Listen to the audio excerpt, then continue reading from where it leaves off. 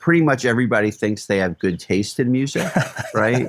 I always used to say everybody thinks they have good taste in music and are good drivers, you know?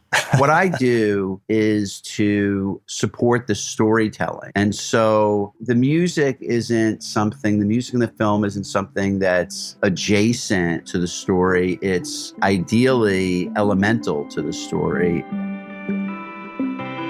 I'm Justin Jay, and this is The Plug.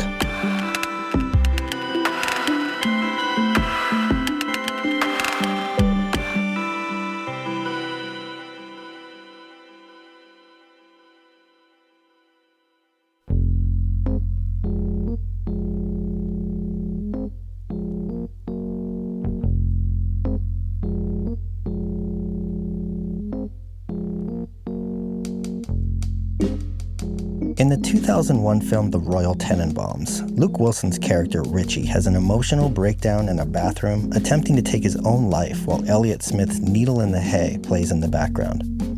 The somber tone of the song, juxtaposed with Richie's unraveling, creates an eerie and indelible moment in the film. It's a brilliant example of how music can intensify a scene and add layers of meaning to a character's struggle. While the role of film director is widely understood, the equally crucial responsibility of overseeing the music and score in a film often goes unnoticed. So who exactly is behind this essential element of storytelling?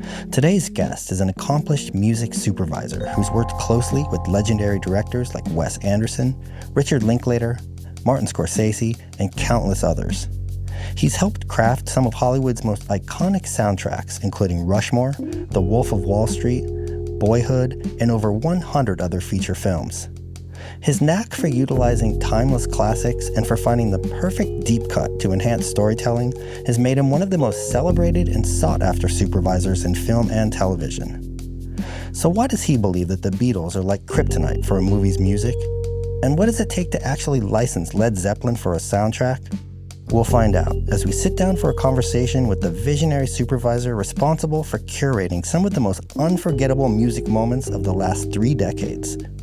Today, supervisor, Grammy Award winner, and passionate aficionado of music, Mr. Randall Poster. Randall Poster, thank you for sitting down. You're a busy guy, and I really appreciate you taking time to sit down. I've been wanting to chat with you for quite some time. Oh, thank you, Justin. So let's start at the beginning. What was your relationship with music growing up? Were you always a huge music fan? I mean, is being a music supervisor kind of a culmination of a dream? Or how did you even know what a music supervisor was? I really didn't. You know, I was always mad for music and crazy about movies, you know, and growing up in New York City and, you know, in sort of a golden era of both music and cinema, you know, and just really attuned to what was happening, both AM and FM. And as far as the movies went, just, you know, me and my cronies as young kids would, you know, go to 4 or 5 movies over a weekend, you know, so just really had a deep appreciation and found great joy and solace in watching and listening. So the language of movies and music were almost equally as important to you? I think so, yeah. I mean, you know, music was more daily accessible, but I was pretty well captured by movies. And grew up in just sort of a wonderful era of filmmaking, sort of that great 1970s renegade period of filmmaking. Well, so I'm sure one of the first questions that people ask you anytime they sit down to interview you is, what exactly does a music supervisor do? And I want to get to that, but in a little bit more of an oblique way. So as a professional photographer, I'm a little bit irritated sometimes or frustrated that everybody seems to basically have a high definition camera in their pocket at all times.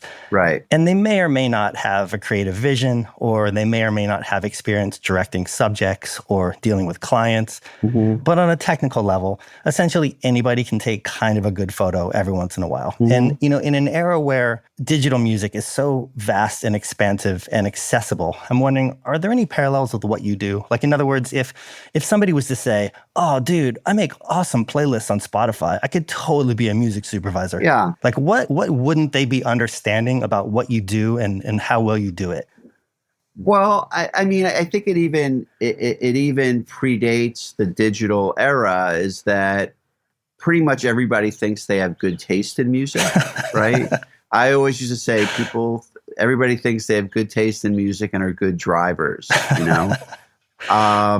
So, and obviously, having access to almost the complete world of recorded music at your fingertips, it certainly makes it easier to access than during the days when, you'd have an idea for a song and make the plan to like be at Tower Records when it opened and hoping that they had the CD or the album. But I think the difference is that, what I do is to support the storytelling, right? And so the music in the film isn't something that's adjacent to the story. It's ideally elemental to the story and supporting the story. So, I think that when people ask me what I do, the broader, or what it says on my passport, is that, I'm a filmmaker. And that's really, why I think I've had these really beautiful ongoing relationships with certain directors. I think because I think we align as storytellers, and using the music to support and supplement the storytelling. Well, can you break down just on a technical level, or like on a kind of nuts and bolts level, like break down the relationship between the music supervisor, the composer, the score, and the needle drops? How do they all fit together? Well, it's generally somewhat different on every movie. Hopefully they're working in tandem. Oftentimes there's a part in the process where you do something called spotting, right? Where you go through the movie and say, okay, there should be music here. There should be a song here. This is a score moment. This moment, let's try both a song and a piece of score to see what works best. Sometimes you're in a situation where I'll say to a composer, I need this spot to help establish our song vocabulary or help to establish the song motif. And on the other hand, sometimes I'll say, I really think you should take this spot. Or the composer will say, can I have this spot because I need to establish a certain score theme or motif. So, sort of that's how it works in the ideal situation, right? And then there are movies that I'm more involved with helping to direct the composer or have more of a voice in trying to define what the score should sound like or what the score should be doing. And then there are other situations where, a director has a well-established line of communication with a composer and they don't need an extra voice, And so, that's kind of how how kind of the division of labor gets established. Well, I read a really interesting quote when I was doing some research. It said, somebody said, let me know what you think of this. It said, Randall has an amazing understanding of the entire sonic language that holds a movie together. Would you agree with that? It's a very flattering way to put it, but would you agree with that? I mean, I certainly try to. I mean, I try to have that overview, because oftentimes if you're working, you're working on a scene or you're working on a sequence or you're working on a reel of a movie. And then sometimes you just have to be able to like rise above and kind of get a fuller sense of like the geography of the musical component. And sometimes obviously, or it's not, maybe not so obviously, it's helping to decide where there should be no music, right? Which is sometimes an important choice too, right? Yeah, it is, or where, oftentimes in the process, I mean, it's a very arduous process to make a movie, especially for a director.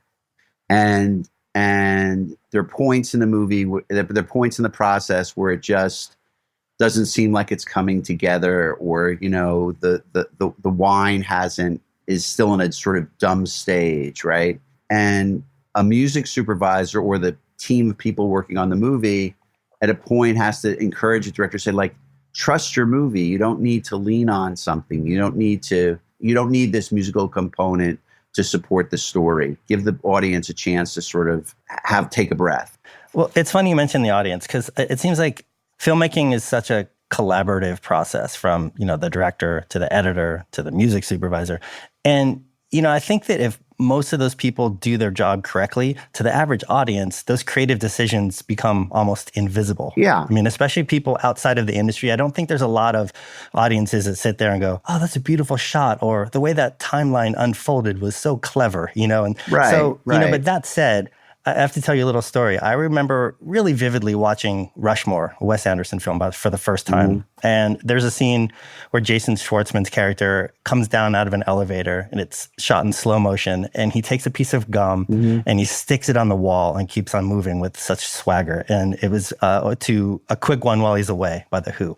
Right. And that scene made me smile and just affected me in such a profound way that I vividly remembered, like, looking at the credits to see, like, who did this and what song is this, and I'm telling you this story as an utmost compliment, but I'm wondering, right. do you take it that way, or do you almost see that as a shortcoming? Would you prefer the music to serve the film and kind of go unnoticed in the background? I mean, I think that's one. I think this, I think the music in Wes's movies, particularly, and certainly in Rushmore, is that it was such a strong flavor in the storytelling, and again, that wasn't a standalone, right? There was a really finely tuned song design in that film.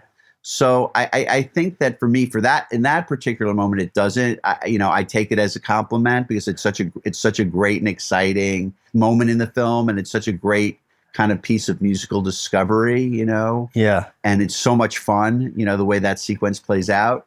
But to your point, I think sometimes the best job that I do, it's invisible, right? It's like, sometimes I'll get a call and say, oh, I saw that movie, the music was the best part.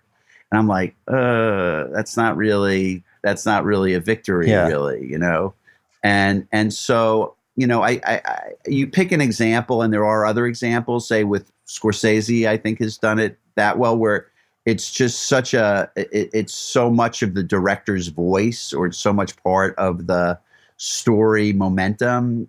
It's unavoidable to have a kinetic response to it, but it doesn't take you out of the movie.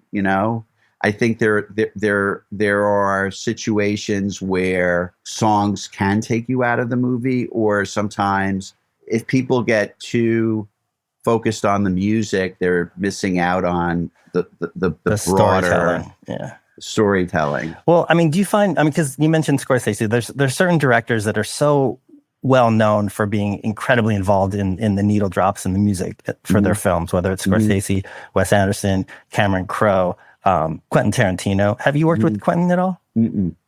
Well, just as an example, though, I mean, I'm wondering, are there vast differences in how your involvement plays out depending on the director? In other words, are there certain movies where you're almost given a finished product and asked to put music, versus some scripts that literally have music written onto the page? I mean, is it very specific to each director what your role is? Yeah, and oftentimes even the same director can have a different process with a different movie. I mean, I've done a lot of period pieces, right? And so there's a lot of research that goes into it, particularly movies that I've worked on that are, say, in the 20s and 30s, where I become kind of I'm basically like the encyclopedia. I try to become the Encyclopedia Britannica, and get a sense of, what the musical landscape might have been in a certain era, and becoming grounded in it. And so I think in those types of films, there's there's a period of time where you're trying to get everybody in the creative circle kind of up to speed into what was happening and what the different sounds were. And, things like whether it's something's happening, before there was radio or before there was mass awareness of particular artists, where there was regional music and things like that. And then sometimes, directors come in with a strong idea about what they think the music should be. And oftentimes when you bring the movie home, it's not as suitable as one had imagined. Well, how would you characterize the differences between working, let's say, with Scorsese versus Wes Anderson? Like, is it a similar approach, or are they completely different in terms of your relationship to the music and the film? The two of them share great qualities as directors in terms of their kind of obsessive focus and their hard work and their deliberate process. Distinctly individual people. And also is just in terms of, Wes and I grew up together. Oh, okay. I didn't know that. Yeah. We grew up together just in terms of the fact that we've been working together almost 30 years. Got it. Scorsese was already the icon that he was when I first got involved working with him. And with Scorsese, there's always been a lot of on-camera music in the films that I've been involved with. And again, it's allowed me to do some spectacular time traveling. Well, I want to talk about the economics of music supervision for a second. Mm-hmm. Have you found that with your success and with your track record, along with that becomes great budgets and in a way makes your job a little bit easier? Like, in other words, like hypothetically, if you thought that the absolute perfect song for a particular scene was the Beatles or Michael Jackson or Led Zeppelin, would you generally be able to find the money for that? Or are licensing fees and clearances always playing a role in your creative decisions? It certainly doesn't generally alter my creative advocacy. It's always a challenge to pay for the music in a movie because, generally it's the last money that goes out. Everything is generally costs more than they anticipated. In the last 20 years, visual effects has really become, visual effects has just been an explosive budgetary item, right? They always want to do more with visual effects. And so it's always a struggle, whether it's $1 million movie or it's a $100 million movie. It's always... Well, what percentage of music supervision is dealing with legal and negotiation and clearances versus strict creative decisions? They go hand in hand. Certainly I try to have in my mind, the creative is the dominant activity, and then having to deal with the logistics and the financial and the sometimes even just figuring out who owns something or convincing somebody that they do own something. And there's a lot of detective work that often happens.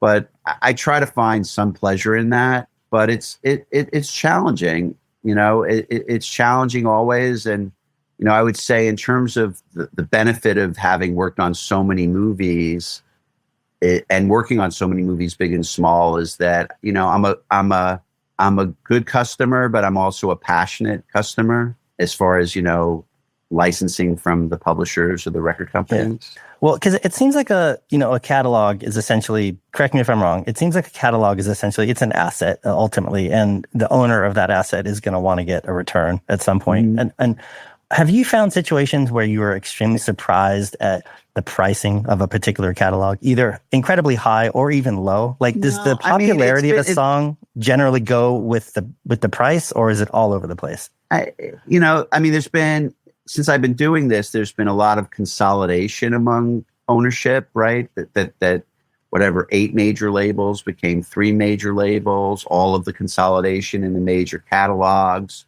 the publishing catalogs. I think that there are songs that have been licensed for movies for decades and decades. And so there's a precedent that they don't want to abandon. So you Does that know, make a song less valuable in a way though, because it's been used so many times? It's not like an exclusive quote unquote, or I yeah, mean, is that a sometimes I'm factor? thinking more like, the American songbook, really, but in my mind, yes. I mean, I think if certain songs have been, or it's just, and that this is more instinctive than definitive, that certain songs are just played out in movies. Well, it's funny you mentioned that. I wanted to ask your question because it seems like you're right. There are a certain set of songs that seem like they're used for specific purposes over and over, and it's become like a cliche. Like for instance, like how many drug overdose scenes have you seen with "Gimme Shelter"? Or there's a period piece and there's a Vietnam sequence, and they use "Fortunate Son," for instance. Mhm. Like what makes you cringe? What when you watch a movie that someone else did the music for? Is it something that's just too on the nose and obvious? Is it a song Well, I that's mean, trying to be too clever and it's obtrusive? Like what really I would say, don't you like to see? I would say, I mean, a lot of times you get directors will say, well, has this been in anything else? And it's like, assume that a song has been in something else. But I always say, if you use it great, you'll own it. Right. On the other hand, I think what is difficult is that, let's use Gimme Shelter. You put Gimme Shelter in a movie and like the song is maintained itself because these are songs I've been listening to for 50 years that still, I don't turn them off, right? When I hear them Yeah. on the radio or I put a record on. But a director will look at his movie with a song like that on it and go, oh, isn't this great? And it's like, dude, your movie, you haven't earned this song. That's an interesting way of putting it. Yeah. Well, what's your philosophy on the audience's relationship with a familiar song? In other words, if there's a Well, song that everybody has an existing emotional connection to, like if you put that in a scene, it seems like you're almost kind of already on second base in terms of establishing an emotional cue. I mean, do you find that useful or do you find that intrusive? Like, what's your philosophy on that? I mean, I don't really have very strict rules, really, because time somehow adjusts the rules. I say sometimes, like you would say, well, what's a rule? Well, a rule is you never wear plaid and polka dots together. And then one day some kid walks into the room and he's wearing plaid and polka dots. You go like, it works. It looks good, right? I think that what happens, say, with music from the 70s and 80s, right, and I guess maybe the 90s too, some of those songs, is that people have so many different associations with the song that you can't necessarily guarantee what the response is, right? It's like you may feel differently than I do when I see it, which is again why it's really fun to work, to do something in the 20s because Very few people are. yeah, you're free. And I always say too about it's like particularly the Beatles, who at one point were impossible to license. But I've said this. I've said this in interviews. Just like, to me, like the Beatles are kryptonite, right? It's like too many associations, too overpowering, just too meaningful in different ways to people. And often too, sometimes it's funny is with, people have associates like directors or editors or producers that you're working with. They have, it's like, oh, I hate that song. I hate that song. I always hated that song. And I have to sometimes say, you can put a song you hate into a movie, Yeah. it's okay to hate it, but it's working.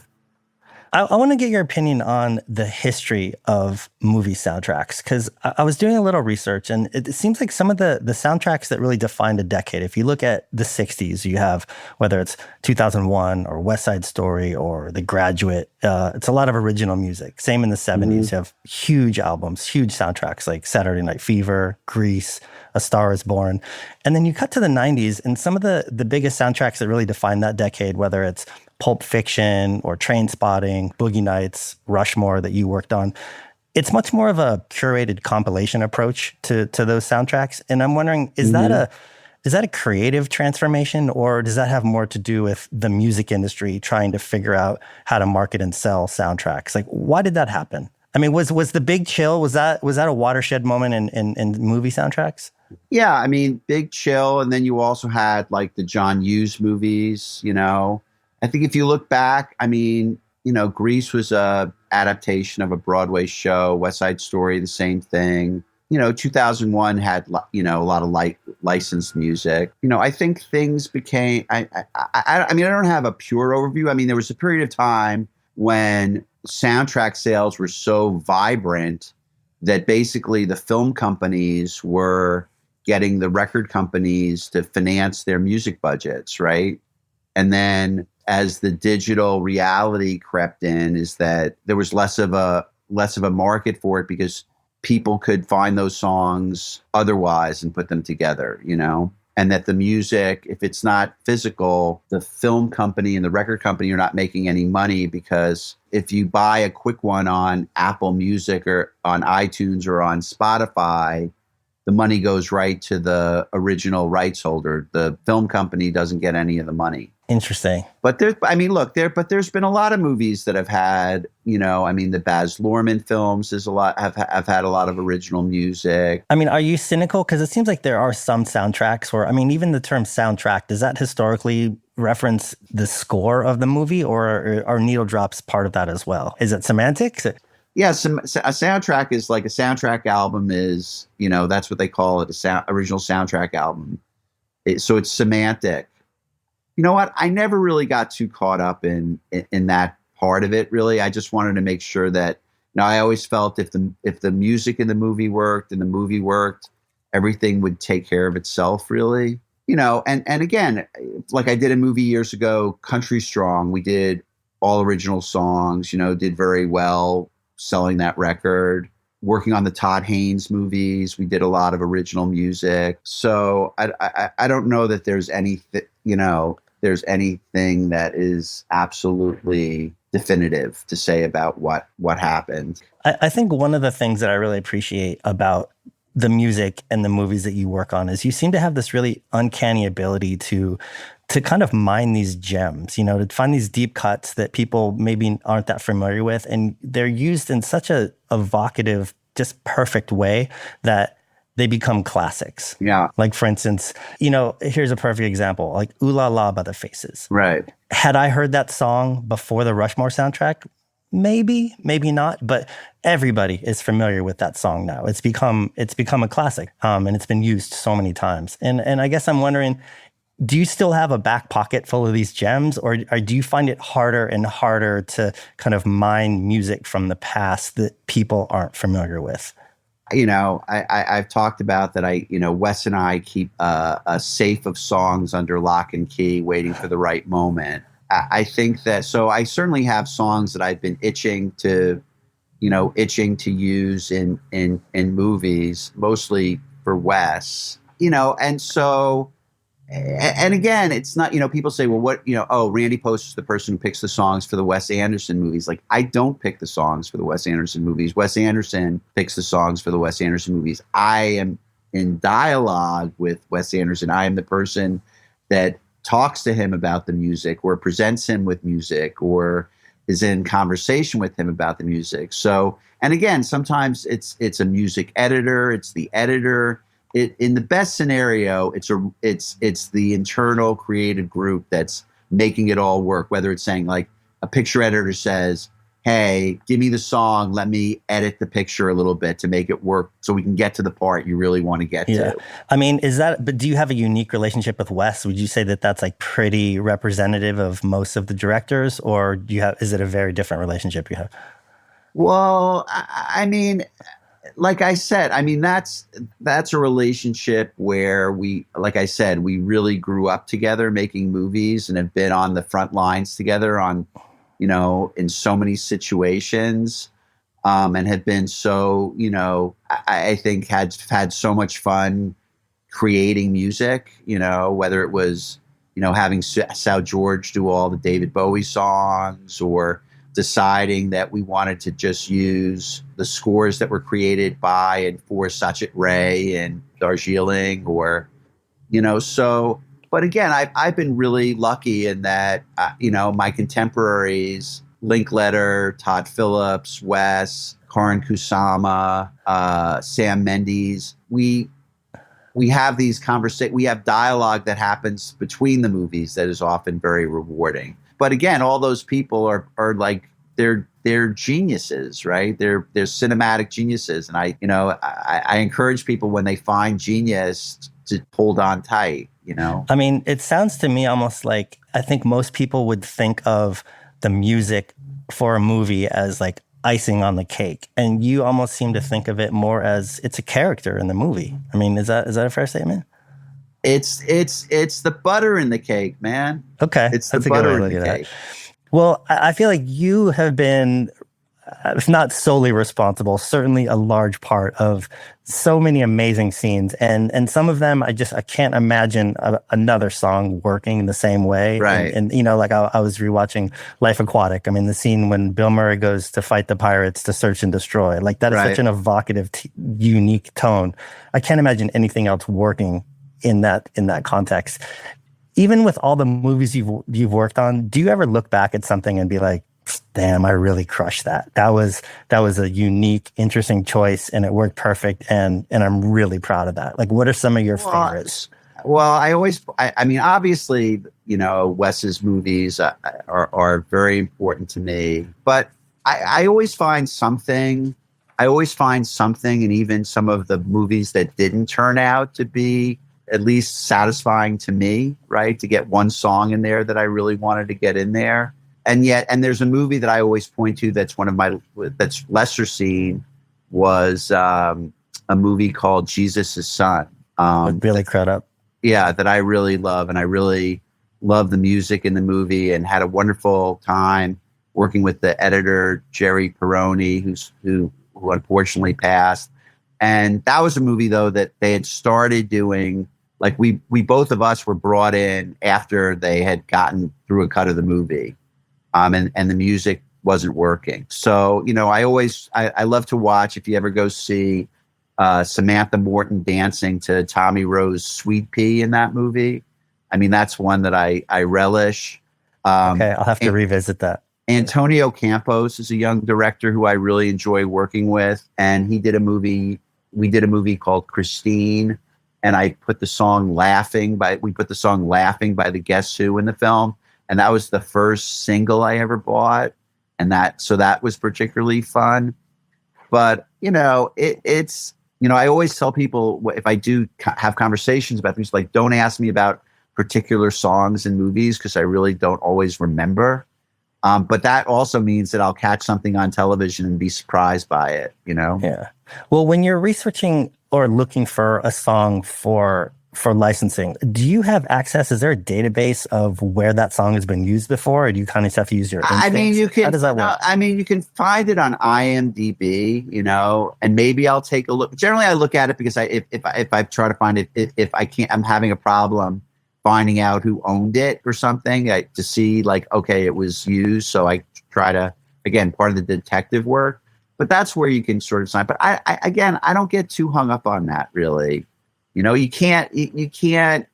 There could be a movie that's going to come out next week that has it. Yeah. Or, I mean, sometimes if you just say it's it's a really important musical moment that you want to really have some kind of protection, is that you'll say, hey, I need to know if you're licensing this for anything else. Or in the rarest situations, to say, what would it take to have some period of exclusivity for the use of this song? And I know traditionally, Led Zeppelin was really hard to license. I guess the Beatles are expensive. I mean, what's kind of like the holy grail of, like, I can't afford that? You may not even want it, but, like, what is there anything that people just don't use because it's so expensive? Yeah, so I think that where these legacy artists or the superstar artists have sold their catalogs to major publishers, major labels, or hedge funds, or whatever else it is, they can't be as flexible, because if they say, hey, if we paid $500 million for something and you're getting $10,000 a license, we've made the biggest mistake we've ever made in our lives. Yeah. So I think that ultimately will have some impact, because it's just sort of, there's a bit of dehumanization, right? It's like, you're not necessarily talking to a person who's really connected to the artist.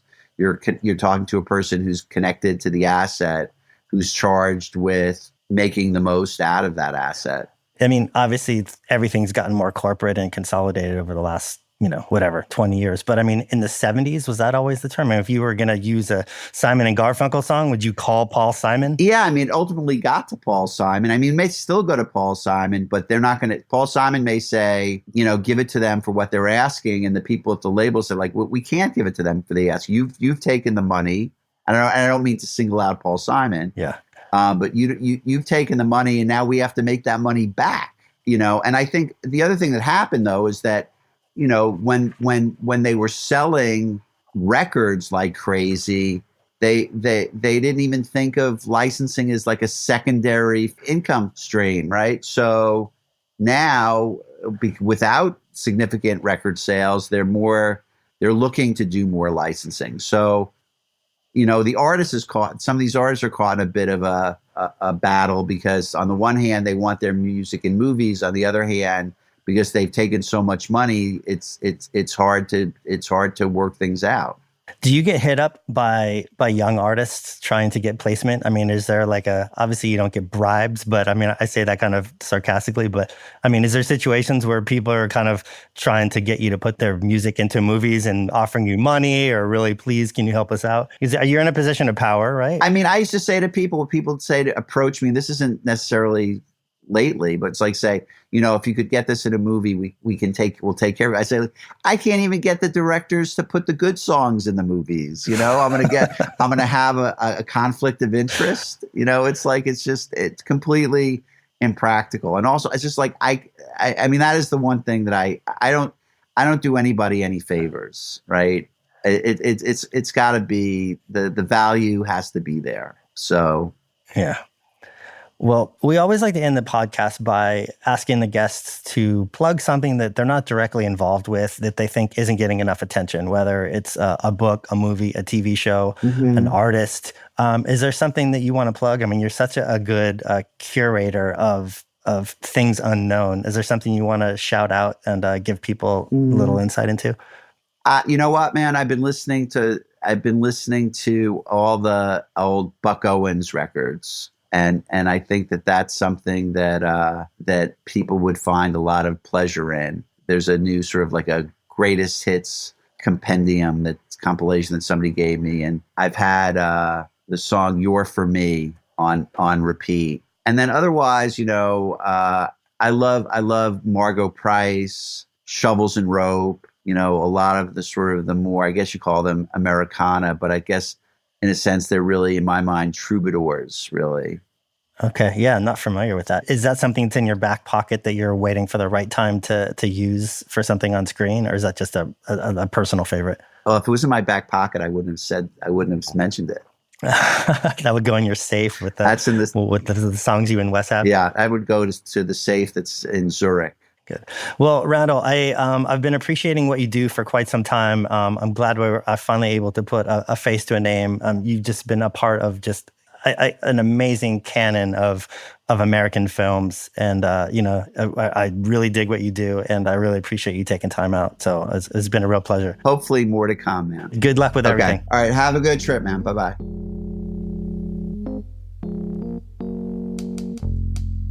Thanks for listening, and a huge thanks to today's guest for dropping in. If you enjoyed this episode, do us a favor and take a minute to rate, review, follow, or subscribe. This episode of The Plug contains original theme music by Andrew Van Weingarten and Dan Drohan. Mixing and sound design by Matt Boynton at Ultraviolet Audio, logo and branding by Italic at italic-studio.com, and you can check out my photography at justinj.com. Thanks again, and be sure to check out the archive and tune in for future conversations.